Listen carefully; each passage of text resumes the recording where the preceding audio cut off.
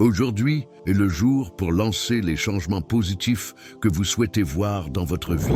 Commencez à manger une pomme par jour dans votre nouveau plan de santé. Commencez à économiser une partie de votre salaire. Commencez à investir chaque mois une somme d'argent. Infusez de l'élan dans votre engagement pour une vie meilleure. Voici une chose à laquelle aspirez dès le début de votre vie et carrière: l'indépendance financière. Cela signifie que votre argent est entièrement à vous, sans que personne ni rien n'exerce de contrôle dessus. Il est important de travailler vers cet objectif dès que possible. Pour commencer, acquérez une bonne compréhension de la société et de l'argent. Apprenez comment gagner de l'argent, où le trouver, ses sources et l'importance de le gérer efficacement. Cette connaissance vous donnera le pouvoir de naviguer dans les aspects financiers de la vie et de construire un avenir sécurisé. Votre revenu est principalement déterminé par votre philosophie. Je n'ai compris cela qu'à 25 ans, car il ne l'enseigne pas au lycée et je n'en ai pas entendu parler pendant ma seule année d'université. Voici donc l'essentiel. Votre revenu est principalement déterminé par votre philosophie, pas par l'économie. Et cette philosophie est simple. Le succès est quelque chose que vous attirez en devenant une personne attrayante. Le succès n'est pas quelque chose que vous poursuivez, mais que vous attirez. Est-il acceptable d'aspirer au succès, à la richesse?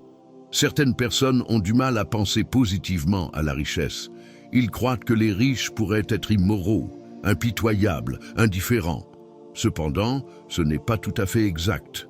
S'il est vrai que certains riches manquent de morale, sont impitoyables et indifférents, il est important de reconnaître que de nombreuses personnes pauvres partagent ces mêmes traits. Avoir ces qualités négatives n'est donc pas exclusif à la richesse. Le vrai problème survient lorsque quelqu'un obtient le succès aux dépens des autres. C'est ce qu'on appelle la corruption, et c'est certainement mal.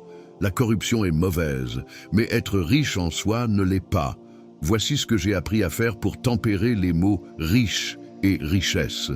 J'aime utiliser le terme « financièrement indépendant ». Cela semble plus réalisable que de dire que vous voulez être riche ou fortuné. Quand j'ai rencontré Shoaf, il s'est renseigné sur ma situation financière en me demandant « Combien d'argent avez-vous économisé et investi ces 6 dernières années ?» Ma réponse était 0. Shoaf a dit « Pas un bon chiffre ».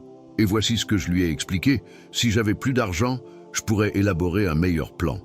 Maintenant, rappelez-vous ceci, car voici ce qu'il a dit: si vous aviez un meilleur plan, vous auriez plus d'argent. Phrase clé: ce n'est pas le montant qui compte, c'est le plan qui compte. Imaginez quelqu'un disant: si j'avais beaucoup d'argent, je le gérerais bien. C'est la philosophie qui exécute votre plan qui compte. Il est vraiment important de commencer à enseigner aux enfants la gestion de l'argent dès leur plus jeune âge. Si un enfant reçoit $1 et le dépense immédiatement, il développe de mauvaises habitudes. Car voyez-vous, s'il garde ces mauvaises habitudes avec ce premier $, il y a des chances qu'il continue à faire de même en grandissant. Les choses que nous apprenons quand nous sommes petits sont le plus souvent les plans que nous suivons le reste de notre vie. Ainsi, si les enfants apprennent tôt à gérer leur argent sagement, ces leçons les guideront probablement tout au long de leur vie, leur montrant quoi faire de leur argent et où le placer. Si un enfant a $1, que devrait-il en faire? C'est vraiment important. Cela peut avoir un grand impact sur toute leur vie, sur la façon dont ils gèrent l'argent et prennent des décisions. Certains pourraient dire « Oh, ce n'est qu'un enfant », mais c'est une grosse erreur de pensée. Rejeter cela comme juste un enfant et juste $1 est une erreur majeure. Laisser un enfant dépenser tout le dollar sans l'aider à comprendre où ce choix pourrait mener est un grand desservice à l'enfant. Il est crucial de leur expliquer le voyage et le chemin qu'ils prennent quand ils dépensent tout le dollar. Cette orientation est comme leur donner une carte routière pour prendre de meilleures décisions avec leur argent en grandissant. Donc, si un enfant veut utiliser tout le dollar, vous lui dites doucement « Attends, tu ne peux pas dépenser tout le dollar ». L'enfant pourrait demander « Pourquoi pas ?» C'est alors que vous dites « Laisse-moi te montrer » et vous l'emmenez de l'autre côté de la ville et dites « Aimerais-tu vivre ici ?» C'est là que les gens finissent par vivre quand ils dépensent tout l'argent qu'ils ont.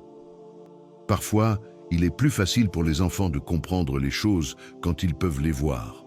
Ainsi, leur montrer les circonstances réelles de dépenser tout ce que vous avez peut laisser une impression durable.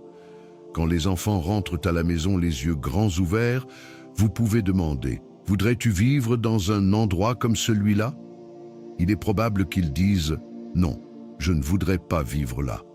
C'est alors que vous faites le lien et expliquez « C'est pourquoi tu ne peux pas dépenser tout le dollar.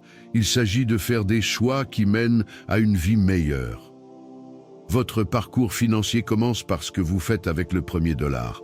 C'est là que tout commence.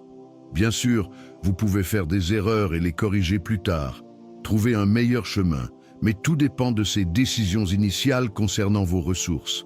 Voici une phrase clé à retenir. La vie nous présente deux défis principaux. Le premier défi est le développement de notre plein potentiel, tirer le meilleur parti de ce que nous avons en nous. Et le deuxième défi est l'utilisation sage de toutes nos ressources, pas seulement l'argent, mais tout ce que nous avons. Cela résume assez bien la vie en un mot, le développement de tout notre potentiel et l'utilisation sage de toutes nos ressources. Maintenant, voici la première leçon d'économie que tout le monde devrait apprendre. Et c'est quelque chose que vous devriez commencer à apprendre lorsque vous êtes assez âgé pour comprendre ce que signifie un dollar. Comment le gagner, comment le conserver et quoi en faire. La leçon initiale en économie est assez simple. Nous sommes principalement payés pour la valeur. C'est l'essentiel à retenir. Apporter quelque chose de valeur au marché est la façon dont vous gagnez de l'argent.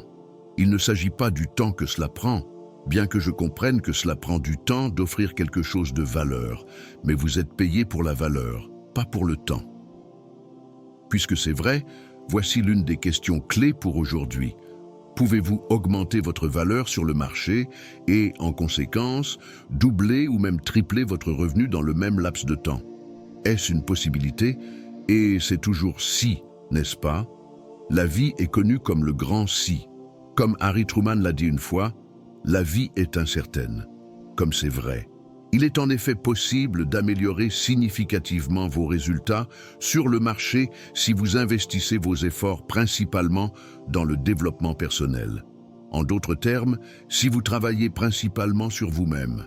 La richesse dit « Découvrez vos propres talents et utilisez-les. Prenez-en soin afin que vos propres talents, compétences et dons puissent prendre soin de vous. » En réfléchissant davantage à l'idée de richesse, je crois que c'est notre destin naturel de grandir, de découvrir finalement le bonheur. Tout commence par notre état d'esprit. C'est une question de philosophie d'abord. La philosophie des riches. Les riches investissent leur argent et dépensent ce qui reste. Les pauvres dépensent leur argent et investissent ce qui reste. Ce qui distingue votre avenir financier n'est pas uniquement déterminé par l'état de l'économie. C'est profondément enraciné dans votre philosophie personnelle. Il y a des erreurs de jugement sur la philosophie économique. Vous pourriez dire « Non, Monsieur Ron, c'est l'économie ». Non, c'est la philosophie. Si vous vous retrouvez sans indépendance financière à l'âge de 40 ou 50 ans, ce n'est pas parce que vous vivez dans le mauvais pays, la mauvaise communauté ou à la mauvaise époque, et cela ne signifie certainement pas que vous êtes la mauvaise personne ou que vous avez manqué votre chance. Cela signifie simplement que vous avez le mauvais plan. J'ai découvert que vous pouvez être une bonne personne avec le mauvais plan. Vous pouvez être une personne sincère avec un mauvais plan. Il est assez courant que les choses déraillent avec le temps. Maintenant, si vous faites de la richesse et de la liberté financière une priorité absolue, vos chances de les atteindre augmentent considérablement. Voici un conseil. Si vous ne l'avez pas fait récemment ou jamais, établissez un bilan financier. Lorsque j'ai discuté pour la première fois d'indépendance financière avec M. Choaf, il m'a demandé si j'avais un bilan financier actuel. J'ai dit « Qu'est-ce qu'un bilan financier ?» Je n'avais aucune idée de ce que cela signifiait. J'ai donc reçu mon éducation primaire en prenant une image de ma situation financière. Créer un bilan financier, comme je l'ai appris, est assez simple. Vous listez la valeur de ce que vous possédez, vos actifs, d'un côté du papier, et le total de ce que vous devez, connu sous le nom de passif, de l'autre côté. En soustrayant les passifs des actifs, vous obtenez votre valeur nette actuelle. Cela ne vous dit pas ce que vous valez en tant que personne, mais plutôt ce que vous valez en argent. J'ai dit à M. Choaf, « Mon bilan financier ne va pas avoir l'air très bon. » Il a dit, « Ce n'est pas l'apparence qui compte. Ce qui compte, c'est que vous le fassiez réellement. » J'ai donc établi mon premier bilan financier. J'avais beaucoup de passifs, de l'argent que je devais à mes parents, à Budget Finance pour ma voiture et d'autres dettes. Maintenant, en ce qui concerne les actifs, j'ai dû chercher profondément. J'ai même listé mes chaussures comme un actif parce que, eh bien, elles valaient quelque chose. C'était un peu embarrassant, surtout après 6 ans de travail. Mais voilà, vous n'avez pas à montrer ces résultats à toute la ville. La communauté n'a pas besoin de savoir comment vous vous en sortez financièrement, mais il est incroyablement crucial pour vous de le savoir. Comprendre votre propre situation financière est ce qui compte le plus, et c'est pourquoi prendre le temps de créer ce bilan est si important. J'ai constaté dans mon expérience que le revenu ne dépasse pas de beaucoup le développement personnel. Vous pourriez connaître une augmentation soudaine de revenus due à la chance, mais à coup sûr, à moins que vous ne grandissiez à ce niveau, il reviendra généralement à votre niveau. La vie a des façons étranges. Si quelqu'un vous donne $1 million, vous feriez mieux de devenir millionnaire rapidement. Développer l'état d'esprit et les compétences d'un millionnaire pour pouvoir gérer et conserver efficacement cet argent. Sinon, il y a de bonnes chances qu'il disparaisse. Quelqu'un a dit un jour, si vous preniez tout l'argent du monde, le divisiez également entre tout le monde, il serait bientôt de retour dans les mêmes poches. C'est assez surprenant. Le succès est quelque chose que vous attirez, pas quelque chose que vous poursuivez. C'est comme si le succès était à la recherche d'un endroit confortable pour s'installer. Donc, plutôt que de le poursuivre activement, la clé est de se concentrer sur l'amélioration de soi-même, le développement personnel. En travaillant à devenir une meilleure personne, vous attirez naturellement le succès dans votre vie. Voyez-vous, quand vous parlez de votre travail, la question principale n'est pas seulement ce que vous obtenez en termes de salaire ou d'avantages. La question principale à se poser au travail est « Que devenez-vous » Ce n'est pas seulement ce que vous gagnez, mais plus significativement, c'est la personne que vous devenez à travers votre travail. Parce que le vrai bonheur n'est pas contenu dans ce que vous obtenez. Le bonheur est contenu dans ce que vous devenez. Maintenant, différentes personnes ont différentes vues sur ce que signifie la richesse. Pour certains, il s'agit d'avoir assez d'argent pour faire ce qu'ils veulent dans la vie. Pour d'autres, c'est trouver la liberté face aux dettes et au sentiment constant d'être obligé envers quelqu'un ou quelque chose. Pour certains, la richesse représente des opportunités et pour beaucoup, la richesse signifie $1 million. C'est un mot unique, millionnaire. Le montant d'argent qui fait qu'une personne se sent riche peut varier d'une personne à l'autre. Cependant, je crois que notre rêve commun est d'avoir la liberté face au stress financier, plus de choix, la capacité de profiter de la vie et la chance de créer et de partager la richesse. Dans ce contexte, la possession de grandes ressources financières qui améliorent la qualité de votre vie vous donne plus de dignité et un style de vie élargi. Prenez un moment pour déterminer ce que la richesse signifie vraiment pour vous. Gardez votre propre image de ce à quoi ressemble la richesse dans votre esprit. Si vous êtes né en Amérique ou y faites votre chemin, rappelez-vous qu'une partie de votre héritage est la chance d'atteindre l'indépendance financière dans un pays rempli d'espoir et de promesses. Ce n'est pas seulement un privilège, c'est notre droit, et c'est quelque chose vers quoi nous pouvons tous nous efforcer. Atteindre le meilleur que la vie a à offrir, y compris la richesse personnelle. En ce qui concerne l'indépendance financière, un aspect clé est de déterminer comment vous voulez vivre. Les gens ont des besoins différents. Certains pourraient avoir besoin de millions pour financer divers projets et soutenir des causes auxquelles ils croient. Voici ce qui est excitant à propos de l'Amérique. Et si vous décidiez que vous deviez être riche pour faire toutes les choses que vous vouliez faire, aller à tous les endroits, soutenir tous les projets, et si vous deviez être riche, y a-t-il des livres sur le sujet? Oui, il y a plein de livres qui vous disent comment devenir riche. Mais voici la chose, si être riche n'est pas une nécessité pour vous, vous pourriez ne pas vous embêter à lire ces livres. Il y a tout un monde de possibilités, et l'indépendance financière vous permet de le naviguer d'une manière qui convient à vos rêves et désirs. Pourquoi iriez-vous dans la direction opposée à vos rêves? Imaginez quelqu'un qui rêve d'être riche, mais finit par prendre des décisions qui mènent à un désastre financier chaque jour, ou quelqu'un qui souhaite le bonheur, mais pense constamment des pensées négatives et fait des choses qui mènent à un désespoir certain, comme s'éloigner de ce que vous voulez au lieu d'aller vers cela. Donc, pour avoir une vie prospère, commencez un plan de prospérité. Si vous visez à devenir riche, faites un plan de richesse. Voici la chose, vous n'avez pas besoin d'être riche pour avoir un plan de richesse. Même si vous n'avez pas beaucoup, vous pouvez toujours créer un plan pour la vie prospère. Si vous êtes malade, envisagez de commencer un plan de santé. Si vous manquez d'énergie, commencez un plan d'énergie. Si vous pensez que vous n'êtes pas intelligent, initiez un plan intelligent. La clé est que n'importe qui peut le faire. Il s'agit de prendre des mesures pour améliorer différents aspects de votre vie, quelle que soit votre situation actuelle. Même une mauvaise personne peut commencer à entendre de bons messages et à lire de bons livres. Il est important de réaliser que le voyage vers une vie meilleure, plus heureuse et plus riche commence aujourd'hui.